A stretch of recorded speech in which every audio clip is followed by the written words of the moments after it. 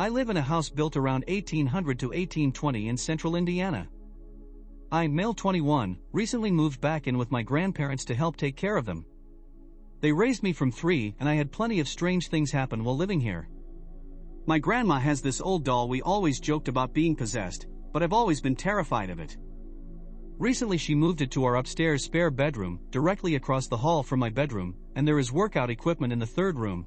They sleep downstairs. Ever since she put the doll upstairs about 2 months ago, I've heard strange things during the night like weights clanging and doors opening and closing upstairs.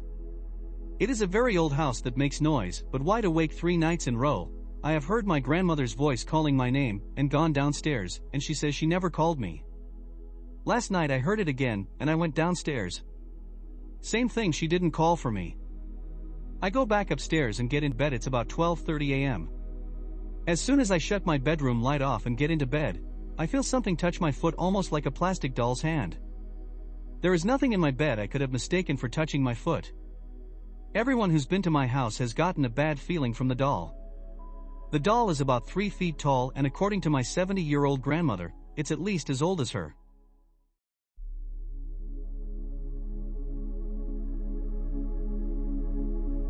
My boyfriend and I were on a late-night drive, me being in the passenger's seat. It was dark out and the area we were in was surrounded by woods. We came to a stop at a red light and sat listening to music. The light turned green and he drove ahead and all of a sudden, I couldn't see anything. I couldn't see street lights that would have been ahead or the headlights of the car illuminating the road, just black. I blinked so many times thinking it was just my eyes or something, but there wasn't a thing I could see for a good 3 to 4 seconds. After that time everything was visible again, the streetlights, headlights, and the woods in my peripheral came back. I tried explaining it away as my eyes playing tricks until my boyfriend spoke up and asked, "Did you see anything just now?" I could have written it off had it just been me who saw it, but we both did and we haven't been able to explain it. This is a road we always take and nothing like this has ever happened until that night. Is there some explanation for something like this happening? Has anyone else experienced this before?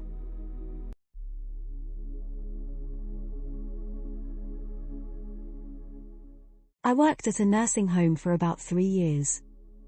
One day I went in to help with a lady who was dying.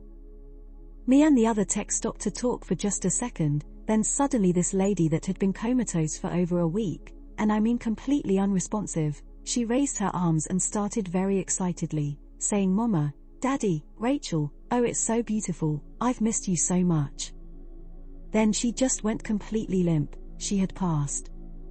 A couple of months later, I had gone in to help with a man that was about to pass. If you've been there enough, you know when it's going to happen.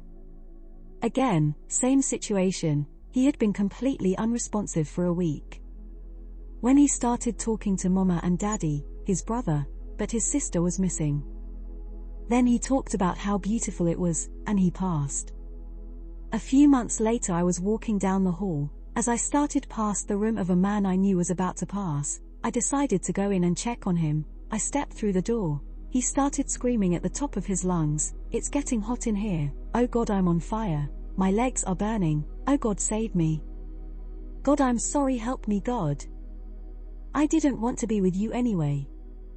Somebody, save me, I'm on fire." Then he just died. As he finished screaming, about 5 other people came running in, not to mention the other residents that gathered outside the room, because everyone could hear him. I have to wonder if I was a catalyst or a communications tower that allowed their passing to be broadcast.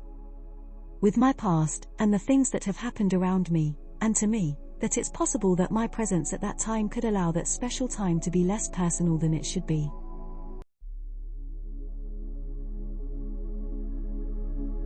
This occurred over 20 years ago but is still fresh in my mind.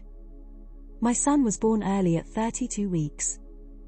We were lucky and he had few issues and we were able to bring him home a month after he was born.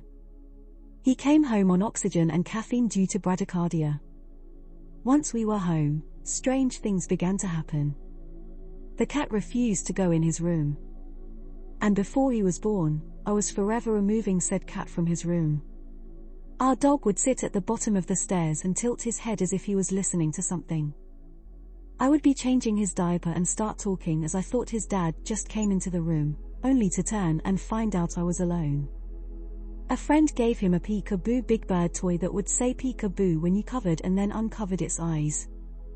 This toy would go off all the time, even after I put it into a box in the closet.